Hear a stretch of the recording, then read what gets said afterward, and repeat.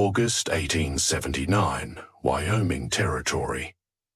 The drone of flies was the first sound Clara noticed, a low, insistent hum circling her ears like carrion birds. Then came the heat, sharp and arid, prickling her skin. But it was the pain, jagged, screaming through her ribs, that yanked her back to consciousness. She gasped, eyes fluttering open to a blinding sun, flattened grass and blood soaking the brittle hay beneath her cheek. A man's face appeared above her, eyes like slate under a stormy sky, holding not pity or panic, but quiet, steady concern. "I've got you," he said, voice calm and sure. "You're safe." Clara tried to speak, but her throat was parched, lips cracked. A sharp stab in her side silenced her. His hand touched her forehead, cool against her fevered skin. "Don't talk yet. You're in my south hayfield. Saw the buzzards circling." She blinked, disoriented. He was tall, broad-shouldered, with sun-darkened skin and sweat streaking his temple. His shirt, patched but clean, had sleeves rolled to the elbows. A rancher, she guessed. His hat lay discarded beside her, tossed in haste. He shifted, voice steady. "Name's Elias Holt. I'm going to lift you now, all right?" "Oh, be careful." She wanted to protest, to claim she could move herself, but her body refused. When his arm slid under her, pain flared, and she cried out, teeth clenched. He paused, eyes locking with hers. "I know it hurts," he said softly. "My sister's a healer. She'll help." Clara blacked out before they reached the porch. She woke in a cool room, white curtains dancing at the windows, the scent of soap and liniment in the air. Her ribs ached, bound tightly. Her right arm rested in a sling, her lip split. Her body hummed with the ghost of being dragged. A small voice broke the quiet. "You shouldn't move. Auntie said so." A girl with dark braids and serious brown eyes sat in the corner, clutching a rag doll. "I'm Lila. You were bleeding bad. Uncle Elias brought you here. Said you were left for dead." The words struck Clara like a blow. Left for dead. "I'm Clara Vane," she managed, voice hoarse. Leela stepped closer. "Are you gonna die?" Clara blinked. "I don't think so." The door creaked, and Elias entered with a basin of water. Relief crossed his face when he saw her awake. "You're up. Good. You've been out since yesterday." "How long was I out there?" Clara asked, swallowing hard. "Too long," Elias said, jaw tight. "Bruises, cracked ribs, dislocated arm. But you're strong. My sister says you'll heal." Clara looked away, fighting a tremble in her chin. "I don't remember how I got there." He didn't push. Instead, he dipped a cloth in the basin and sat beside her, cleaning dirt from her face with careful hands. Lila climbed onto the bed, leaning against Clara. "You're pretty," she said. "Uncle Elias said you were half dead, but I said you looked like a sleeping lady in a story." Elias chuckled softly. "Lila's got a big imagination." Clara managed a faint smile. "She's kind." He met her eyes, steady. "She is." That night, nightmares woke Clara.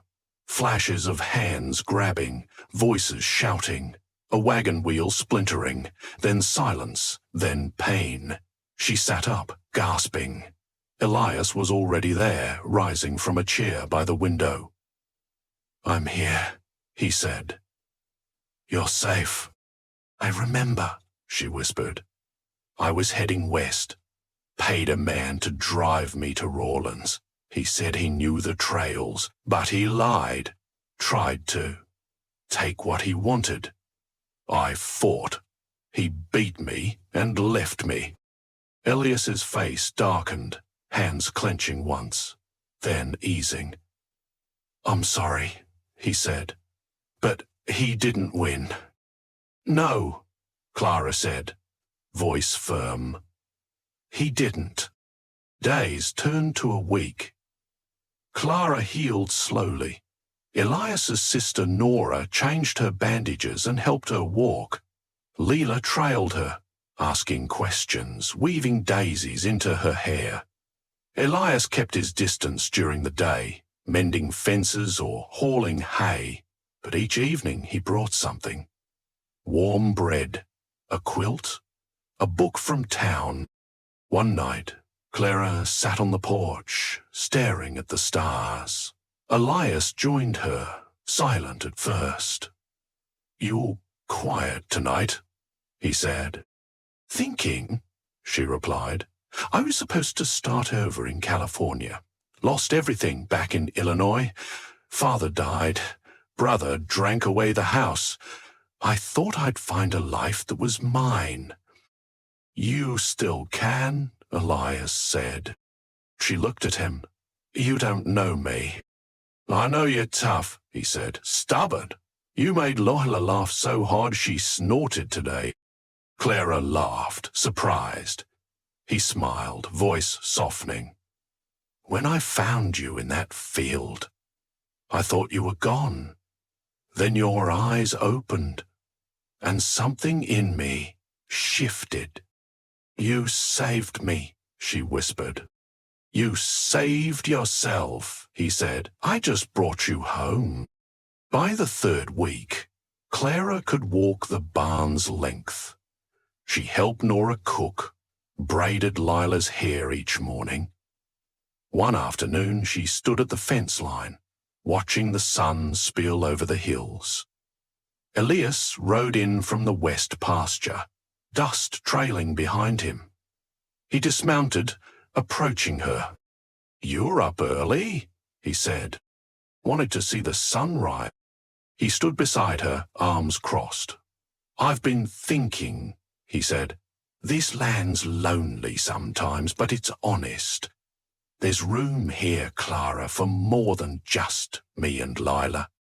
Her heart pounded. "We've only just met." "I know what I feel when I look at you," he said.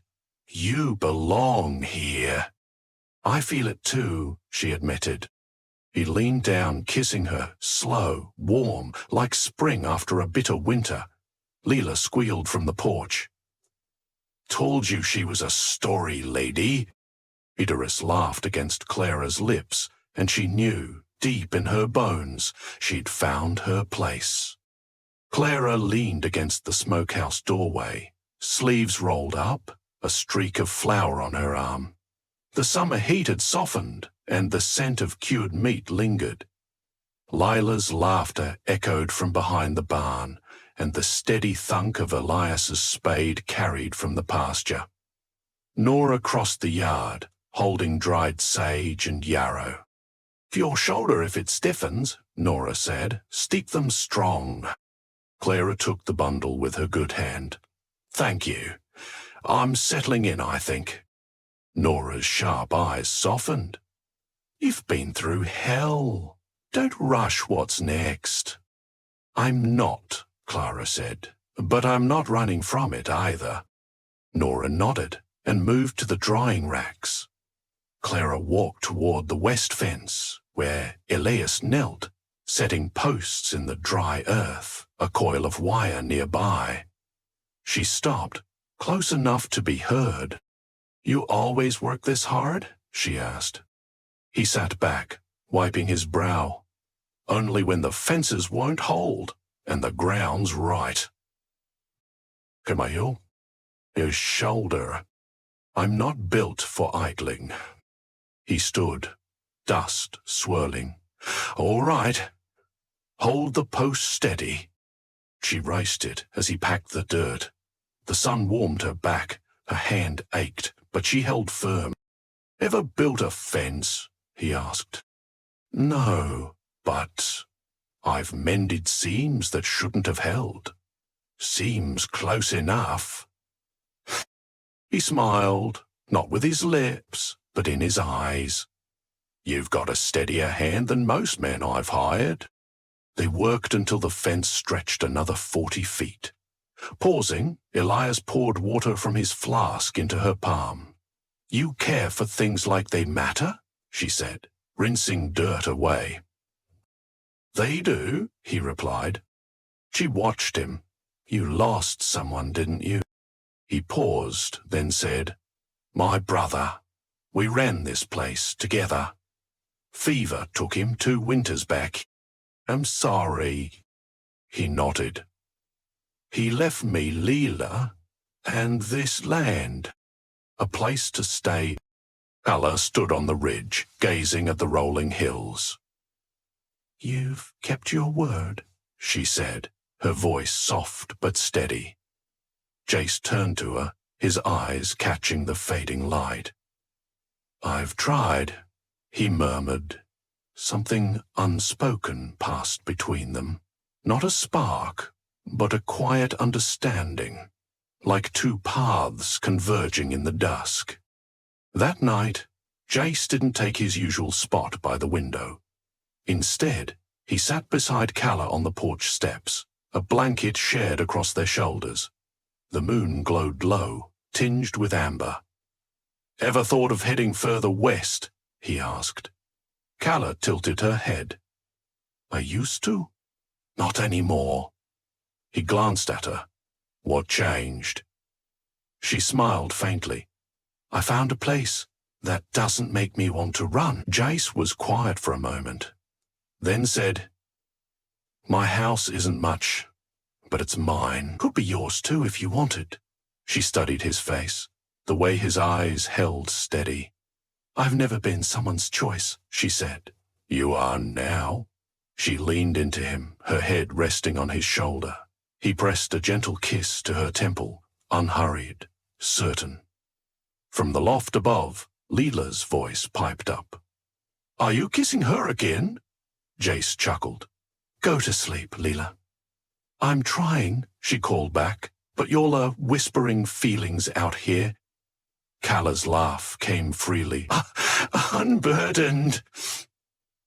Jace's arm tightened around her, and the wind stirred the cottonwoods at the pasture's edge. A coyote howled faintly, but on the porch, wrapped in the quiet of the summer night, there was only peace. In the barn loft, warm with the scent of hay and leather, Calla leaned over the platform's edge, watching Jace tend to a bay mare's hoof. His knife flicked with precision, his shirt damp with sweat, dust streaking his arms. The horse stood calm under his steady hands. Me was off helping a woman in labor by the little medicine bow, and Lila slept soundly in her cot after a morning of play. The quiet gave Calla space to think. "Do you ever want to leave this place?" she asked, her voice drifting down. Jace kept his eyes on the mare. "Not once." She climbed down the ladder, her shoulders stiff but manageable, her boots soft in the straw. "What keeps you here?" she asked. He sheathed the knife and stood. "A promise. And the feeling this land is mine in a way nowhere else could be." Calla crossed her arms. "I've only known borrowed places, or broken ones." Jace stepped closer, brushing straw from her sleeve. "You can put down roots here. This could be the start." Her jaw tightened. "What if I don't know how?" He smiled faintly. "You just stay long enough to learn." Outside, the wind rustled the pines along the rise. Kayla ran her fingers over a saddle blanket. "My mother used to knit by the fire," she said. She didn't talk much, but the quiet felt safe. Jace leaned against a post. "Is that what you're after? Safety?" She turned to him. "I want a life where I don't have to watch the door." He held her gaze. "You're not just passing through here." Her hands fell to her sides. "Then I want to do more than mend. I want to earn my place." He nodded slowly. Tomorrow I'll show you the north pasture. There's a gully that floods in heavy rain. You'll learn to read the land." Carla exhaled, almost a laugh. "You trust me with that?" "I trust you to learn." Later, they unloaded grain sacks from the wagon. Carla's arm ached, but she waved off Jace's offer to carry hers. At the shed door, she paused. "Did you ever think you'd want someone again?" He set his sack down, turning to her. "No, I thought my heart was full up. Then I saw you in that field, breathing like you were fighting for it."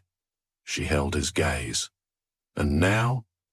He stepped closer, his warmth palpable. "Now I want to build something with you. Something you don't have to run from." She placed a steady hand on his cheek. "Show me." His kiss was slow, his hands firm at her waist, a promise woven into the warmth. When they parted, he said, "Come with me to the forge in town next week. I need new bolts for the barn gate. Maybe we can talk to the preacher while we're there." Carla's mouth curved. "You ask every woman that before she knows your land?" He shook his head. "Just the one I want to keep." She rested her forehead against his. "Then yes." Lila's boots creaked on the porch. Carla brushed her skirt. "We should go in." Jace touched her collar, brushing off straw. "There's time." The wind carried cedar and earth through the barn doors, and the light stretched long across the fields. In that quiet space they stood together, already home. Rain fell through the night, steady and soft, pooling in the lowlands and turning the roads to mud. By morning, the clouds parted, leaving the air cool with wet sage and pine. Carla stood barefoot on the back stoop, her skirt hem damp, watching steam rise from the troughs in the sunlight. Jace emerged from the lean-to, sleeves rolled, boots muddy from checking the creek beds. He nodded at her. Mule slipped near the north fence." "No damage, just spooked." Carla glanced at her feet. "Didn't plan to wander off the porch. The earth felt good today." He stepped closer, his voice softening. "Sleep okay?" She nodded. "First time in years without waking tense."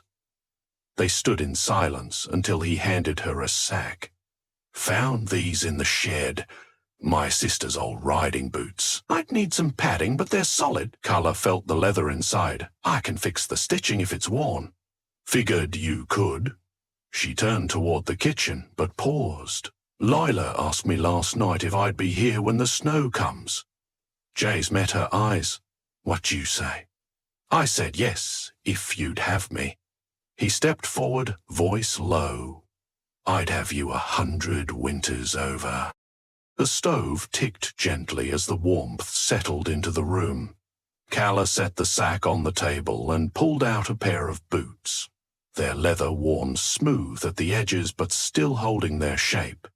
She ran her thumb along the arch. "I want to help with the accounts," she said as Catton came in to wash. Me, wiping her hands, pointed to the drawer by the hearth. "That's where we keep them." Catton leaned against the counter, drying his hands. "You sure you want to tackle that mess?" "I've balanced ledgers for a general store before. I can handle it," Carla replied. He studied her for a moment, then pulled the ledger from the drawer. Its corners were curled, the ink faint in spots. "Handwriting gets sloppy after spring," he said. "I was in a hurry." Carla opened the book, scanning the tallies of oats, corn feed, and cattle trades. "You're not overcharging anyone," she noted, "but Garrison's boy hasn't paid for that lumber you delivered." "Figured as much," Caden said. "He'll send it with the next freight. Write it down proper, and I'll send a note to town." Carla nodded, already scratching figures as he watched from the doorway. That evening, They loaded dried apples and flour sacks into the wagon for the preacher and Medicine Bow, due at dawn. Bria sat on the porch, brushing her doll's hair with a bone comb. "You'll need your shawl," Calla said. "It'll be cold before the sun's out." "Can I wear the blue ribbon too?" Bria asked.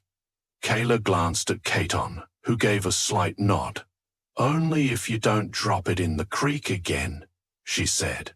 "I won't," Bria promised solemnly. Caton secured the crates and turned to Kayla. "Nervous?" She shook her head. "Not about this."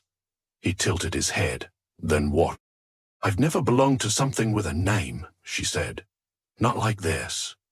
He stepped closer, his hand resting at the small of her back. "You're not being claimed. You're being chosen." Calla met his eyes.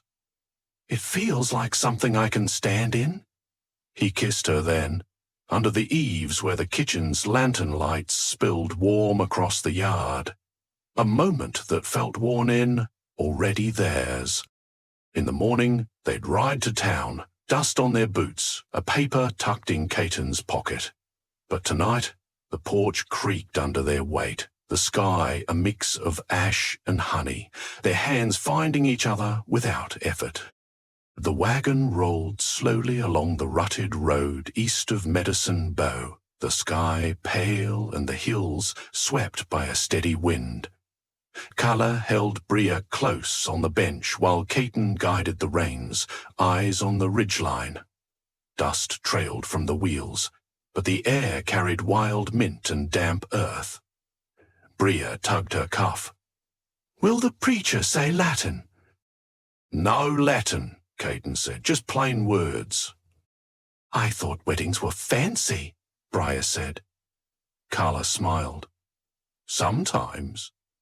But what matters is who's standing there, not how many buttons your coat has." Caton's thumb brushed her hand where it rested between them. "If the folks marrying know what they want, it doesn't take many words." They reached town by midday.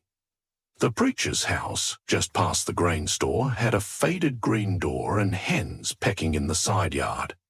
He greeted them with a firm handshake and led them to a shaded spot under a cottonwood, where 2 chairs and a small table waited. Bria sat cross-legged in the grass, watching quietly as Calla and Caton stood together. The preacher's voice was low and steady, sunlight filtering through the branches onto Calla's hands as she held Caton's. "You sure?" he whispered before the final words. "I've never been more," she said. No ring was needed to know she was his.